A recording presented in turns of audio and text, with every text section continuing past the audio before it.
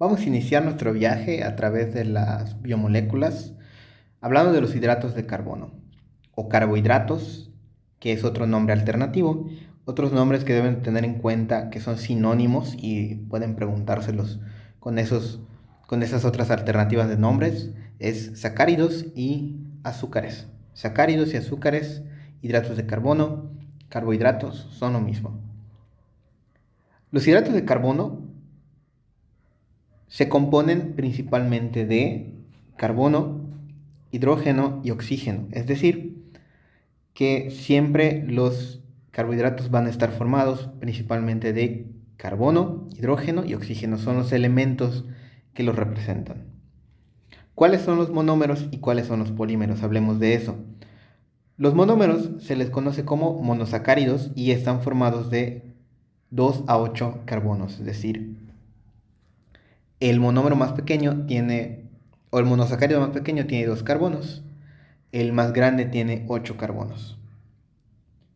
El enlace químico que van a formar los monosacáridos para dar paso a los polímeros, que ahorita vamos a ver sus nombres, se conoce como enlace glucosídico. Esto es pregunta de examen, enlace glucosídico. Aquí en esta imagen de abajito estamos viendo el ejemplo de un monosacárido unido a otro. A lo mejor ahorita te suena como raro porque se ven complejas las imágenes.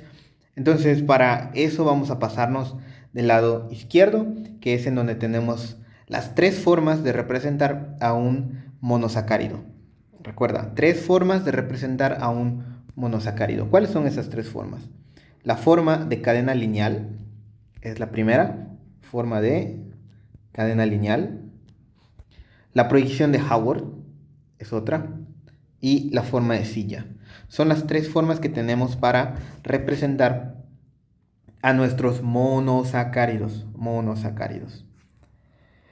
¿Cómo te lo pueden preguntar en el examen? Te pueden poner cualquiera de estas imágenes que estás viendo a la izquierda y te pueden preguntar a qué biomolécula pertenece la siguiente imagen. Y tú vas a responder a un carbohidrato, pero en tu mente sabes que pues los carbohidratos tienen dos partes, los monómeros y los polímeros. Los monómeros se llaman monosacáridos y lo que se está representando en la imagen es cómo se ve un monosacárido.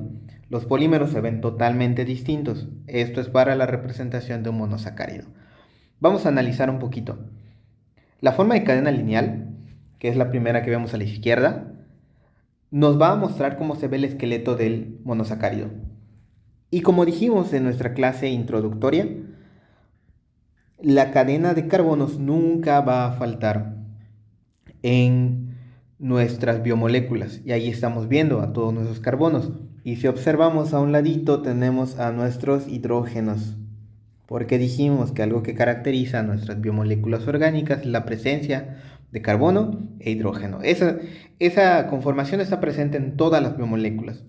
El resto de los elementos que los componen son los que los diferencian unos de otros y también la disposición. Entonces, por el momento cumple con el requisito de cadena de carbono unida a hidrógeno. ¿Qué más? Aquí nos cabe preguntarnos cuáles son los grupos funcionales de los carbohidratos, porque eso es lo que nos hace falta para seguir estudiando los monosacáridos. Bueno, los grupos funcionales de los carbohidratos son aquí voy a responder la pregunta, el alcohol y lo que se conoce como grupo carbonilo. Grupo carbonilo. ¿Qué era el grupo carbonilo? Bueno, el grupo carbonilo era una forma de llamarle a dos variantes de nuestros grupos funcionales, que son la cetona y el aldehído. El aldehído dijimos que siempre va a estar en el extremo, es decir, en el extremo de la cadena, en la cabeza o en la cola. Aunque en realidad en donde esté presente siempre va a ser esa parte de la cabeza. En la forma de cadena lineal, obviamente siempre lo vamos a tener hacia arriba y aquí es lo que estamos viendo marcado en rojo. Eso es el grupo aldehído, que si recuerdas la clase introductoria, que te recomiendo que repases la tablita que ahí te mostré, se representa así, CHO. CHO es una forma nada más de abreviar esto que tenemos acá, que en esta forma de cadena lineal nos están desglosando cómo se ve el carbono unido con doble enlace oxígeno y unido con un enlace simple a hidrógeno.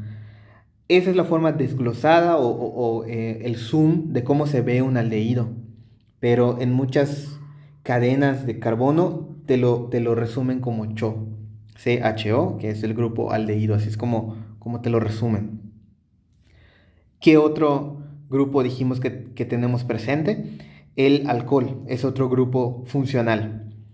El alcohol está aquí en esta cadena en específico. Aquí lo voy a empezar a encerrar. Es el alcohol. El alcohol se representa con OH. OH. Otro nombre que recibe el grupo funcional alcohol es el grupo oxidrilo o hidroxilo, que es lo mismo. Son dos nombres alternativos. Entonces, hasta ahorita ya tenemos alcohol, grupo aldehído. ¿Cómo se ve la acetona? ¿Cómo se ve la acetona en un monosacárido? No tenemos el ejemplo aquí en esta imagen porque, y esto es algo que tienes que recordar, los carbohidratos, los monosacáridos específicamente, o tienen grupo aldehído o tienen grupo cetona. No pueden tener los dos en una misma molécula de monosacárido. O tienen grupo aldehído o tienen grupo cetona. En este caso, el caso que estamos viendo en las imágenes es el caso de la glucosa. Y la glucosa siempre tiene aldehído, no tiene cetona. Entonces, ahorita vamos a ver más adelante cómo se vería la cetona. La proyección de Haworth, que es lo que tenemos acá, es decir, otra forma de representar a los monosacáridos, es el resultado de enrollar la cadena lineal, de enrollarla. De hecho, si te das cuenta, esa figura conserva los colores de la cadena lineal. La cadena lineal, al igual que la proyección de Haworth, tiene color azul, color verde, color rojo. Y el color rojo en específico nos dice que lo que está aquí rojo en mi cadena lineal se termina encontrando, es decir, literalmente como si estuvieras enrollando un alambre largo y lo estuvieras haciendo como una rueda. Esos puntos que se encuentran, esos extremos que se encuentran, son los mismos que están aquí. La proyección de Haworth es entonces la forma enrollada de nuestros monosacáridos. Ahora, ¿por qué los monosacáridos se representan? ¿Por qué existe la proyección de Haworth? Más bien sería la pregunta. Porque cuando nuestros carbohidratos se exponen al agua, se enrollan, dando paso a la proyección de Haworth. Y nuestro cuerpo, otra vez regresamos a lo mismo, está formado por 70% de agua. Tiene lógica entonces que encontremos más seguido, nos topemos más seguido con la proyección de Haworth naturalmente que con la cadena lineal. Y la forma de silla fue como una forma de mejorar la proyección de Haworth, es decir, hubo científicos que dijeron, no así es en realidad como se vería. O sea, sí nos sirve la proyección de Haworth para representar un monosacárido, pero no así es como se ve tridimensionalmente un monosacárido que está en agua. Entonces la forma de silla es lo mismo que la proyección de Haworth, exactamente lo mismo, pero tratando de hacerlo un poquito más tridimensional. De hecho, las líneas negras que se marcan aquí abajito representan como una vista con un ángulo un poquito más hacia abajo nuestra mirada. Entonces, nada más es una pequeña modificación a la proyección de Haworth. Ten en cuenta esas tres formas de representar a nuestros monosacáridos. Ya hablamos bastante de los monosacáridos, vamos a conocer ahora a los polímeros. Los polímeros se dividen en tres grupos: disacáridos, oligosacáridos y polisacáridos. Los disacáridos resultan de que nosotros formemos un enlace químico, es decir, un enlace glucosídico, como el que tenemos en la parte de arriba aquí, en donde estoy señalando justo ahora, que nosotros formemos un enlace glucosídico, un monosacárido con otro, es decir, dos monosacáridos, disacáridos.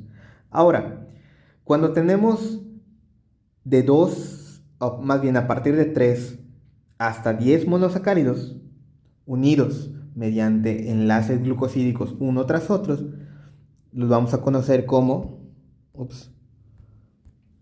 oligosacáridos. Oligosacáridos. Y más de 10 monosacáridos unidos mediante enlaces glucosídicos se conocen como polisacáridos. Hay varios que son importantes y que tenemos que recordar para el examen. Por el momento quedémonos con la definición. Lo que estás viendo aquí es un ejemplo de cómo se ve un enlace glucosídico. Cuando nosotros consumimos hidratos de carbono en nuestra dieta, que podemos encontrar en las leguminosas, recordando un poquito el plato del buen comer, en las leguminosas encontramos alimentos con abundantes hidratos de carbono, y esos hidratos de carbono están en forma de polisacáridos, es decir, los monosacáridos están unidos unos tras otros. Pero nuestro cuerpo está más capacitado para absorber monosacáridos, entonces tiene que romper los enlaces glucosídicos, rompe los enlaces glucosídicos para que se vayan separando los monosacáridos que están en forma de polisacáridos y entonces el intestino pueda absorber mejor a los monosacáridos. Este proceso, que también es una pregunta de examen, se conoce como hidrólisis. ¿Por qué hidrólisis? Para que el cuerpo rompa el enlace glucosídico, tiene que añadir una molécula de agua al enlace glucosídico. Entonces la molécula de agua ataca el enlace glucosídico y entonces se rompen, se separan los dos monosacáridos. Así el cuerpo puede absorberlos más fácilmente. Ahora vamos a hablar acerca de los monosacáridos más importantes que debemos recordar para nuestro examen. ¿Cuáles son? La glucosa, la fructosa y la galactosa. Seguramente has escuchado hablar acerca de la glucosa. Ahora sabes que la glucosa es un monosacárido. La glucosa, ¿por qué es importante para nosotros? Porque es la principal, y eso es pregunta de examen, principal fuente de energía para nuestras células. Principal fuente de energía para nuestras células. La glucosa está disponible en la sangre y siempre debemos de mantener un intervalo, una cantidad constante de glucosa, porque recuerda que la sangre tiene disponibilidad o llega a todos los tejidos. Y cuando me refiero a todos los tejidos, a todos, al cerebro, llega al riñón, llega al intestino, llega a la piel, llega a los ojos, la sangre llega a todos lados. ¿Por qué? Porque los tejidos están formados por células y las células necesitan una fuente de energía que es la glucosa, y la glucosa está en la sangre. Entra a la sangre la glucosa y mediante un proceso bioquímico conocido como respiración celular obtiene la energía. Entonces, glucosa es la fuente de energía de las células, la fuente principal de energía de las células. La fructosa es el azúcar de las frutas, y se caracteriza porque puede suplir a la glucosa en ciertas funciones, es decir, nuestro cuerpo puede aprovechar la fructosa en vez de glucosa en ciertos casos. Y la galactosa es el azúcar que encontramos en la leche. Y vamos a darnos cuenta más adelante que la galactosa no se obtiene como tal en la dieta, sino que el cuerpo tiene que formar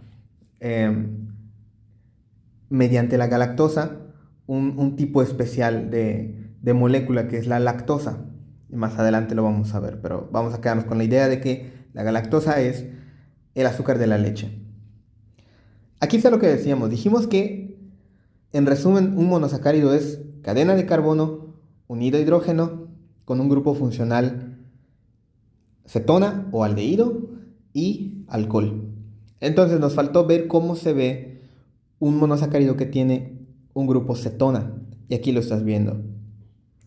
que es la fructosa. La fructosa, entonces, en vez de tener aldehído, tiene cetona. ¿Y qué es una cetona? Una cetona es un carbono con un doble enlace a oxígeno. Y en muchas ocasiones, muchas imágenes se lo pueden resumir como CO, así simplemente CO. CO es cetona. Aquellos monosacáridos que están formados por grupos funcionales aldehídos se les conoce como aldosa. Y aquellos que están formados o que contienen una cetona se conocen como cetosas. Por lo tanto, la glucosa es una aldosa porque tiene grupo funcional aldehído y la fructosa es una cetosa porque tiene grupo funcional cetona. Aquí estamos viendo la representación lineal de la glucosa, de la galactosa y de la fructosa. Mira qué curioso, la glucosa y la galactosa solamente se diferencian, es decir, tienen el mismo número de carbonos, el mismo número de hidrógenos, el mismo número de oxígenos. Lo único que los hace diferentes es la disposición del alcohol que estoy señalando aquí. La glucosa tiene ese alcohol hacia la derecha y la galactosa lo tiene hacia la izquierda. A eso se le llama un isómero en química. ¿Por qué? Porque tienen el mismo número de elementos o el mismo número de átomos. Las moléculas tienen el mismo número de átomos, pero con una disposición distinta en el espacio. O sea, un ligero cambio nada más. No en el número de átomos, sino en la disposición en el espacio. Bien, vamos a terminar entonces con hablando de carbohidratos en esta tablita. Con esta tablita vamos a dar la introducción a los disacáridos. Tenemos entonces nuestro monosacárido que es la glucosa. Tenemos otro que es la fructosa. De aquí van a salir disacáridos que son importantes para nosotros. La glucosa, al unirse con otra glucosa, forma un disacárido importante que se conoce como manosa. Ya no es un monosacárido, es un disacárido. ¿Dónde encontramos manosa? La manosa es el azúcar de caña. ¿Qué más?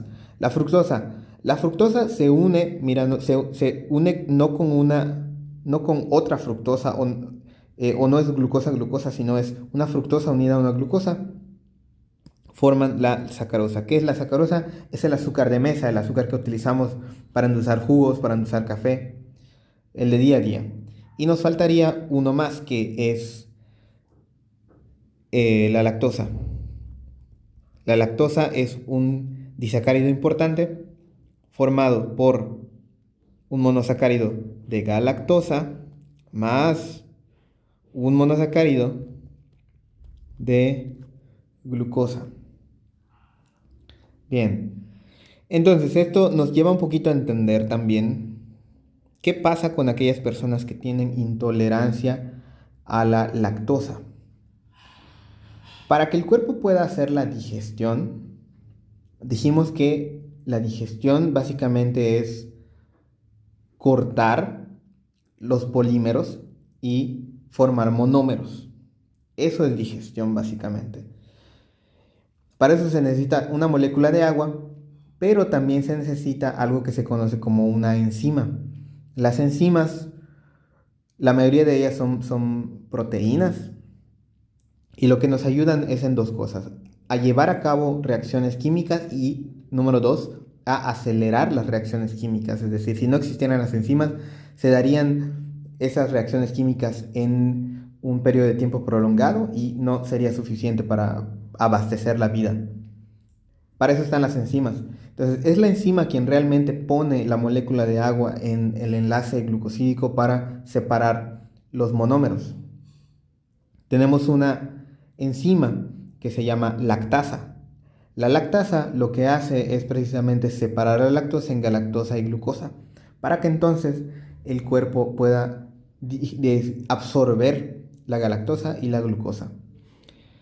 Si esta lactasa no está presente, se hace por un consumo excesivo de leche, nos puede llevar a una intolerancia a la lactosa, sea por un problema genético, no está presente la lactasa, entonces la lactosa pasa como disacárido al intestino, el cuerpo no lo puede absorber y continúa su recorrido, es decir, no pasa a la sangre, no se absorbe, continúa su recorrido hasta el intestino grueso. En el intestino grueso ocurre algo que se llama efecto osmótico, que básicamente es como hay demasiada lactosa en el intestino grueso, jalan agua hacia adentro del intestino grueso y esto genera diarrea y pues todos los problemas como dolor en el estómago, náuseas, etcétera, etcétera. Esto es básicamente la intolerancia a la lactosa. Ok,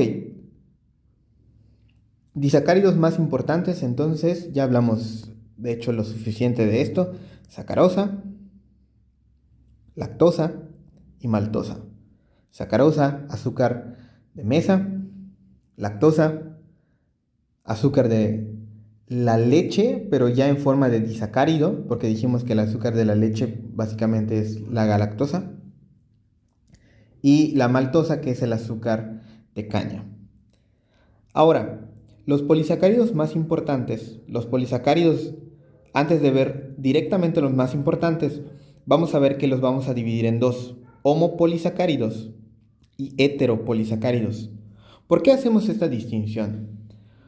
Los homopolisacáridos están formados por el mismo tipo de monosacárido.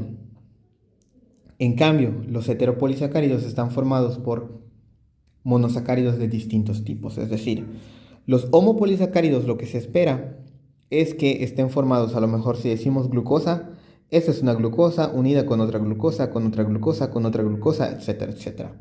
En cambio, los heteropolisacáridos a lo mejor empiezan teniendo una galactosa y luego una fructosa y luego ahora sí una glucosa y luego otra glucosa, pero después una galactosa, etcétera, etcétera.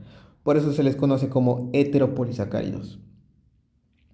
Los homopolisacáridos más importantes que hay que recordar son el glucógeno y el almidón. El glucógeno es una fuente animal de glucosa. Es decir, es una fuente, es una reserva más bien de glucosa que está en el cuerpo de los animales, incluidos los seres humanos. Nosotros tenemos glucógeno en dos lugares, en dos sitios. ¿Cuál? El hígado y los músculos. Entonces, el glucógeno es una molécula gigante que contiene puros monosacáridos de glucosa. Cuando en la sangre, dijimos que en la sangre hay un nivel de glucosa siempre establecido, es un intervalo de cantidad. Cuando esta cantidad baja por encima de más bien, baja por debajo de lo normal, valga la redundancia, el glucógeno empieza a liberarse a la sangre, es decir, se empieza a romper el glucógeno y empieza a soltar glucosa a la sangre. Eso regresa a los niveles normales de glucosa en nuestra sangre. Así es como funciona el glucógeno.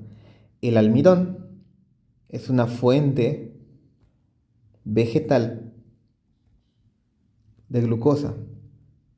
También es un homopolisacárido de glucosa. Y el almidón se encuentra abundantemente en las leguminosas. Así que es la forma en la que la planta guarda glucosa, porque resulta ser que la glucosa no es solo la fuente de energía más importante de las células de nuestro cuerpo, sino también para otros seres vivos. Y nosotros lo que hacemos con los vegetales es que los comemos también para robar esa fuente vegetal, esa reserva vegetal de glucosa, robarla y consumirla para nosotros, los seres humanos. El almidón tiene que digerirse en el intestino, se absorbe y pasa a la sangre como glucosa y ahí las células lo pueden utilizar. Por último, tenemos un heteropolisacárido que se conoce como peptidoglucano. ¿En dónde vamos a encontrar este peptidoglucano? Es muy importante porque va a formar la pared celular de las bacterias. La pared celular de las bacterias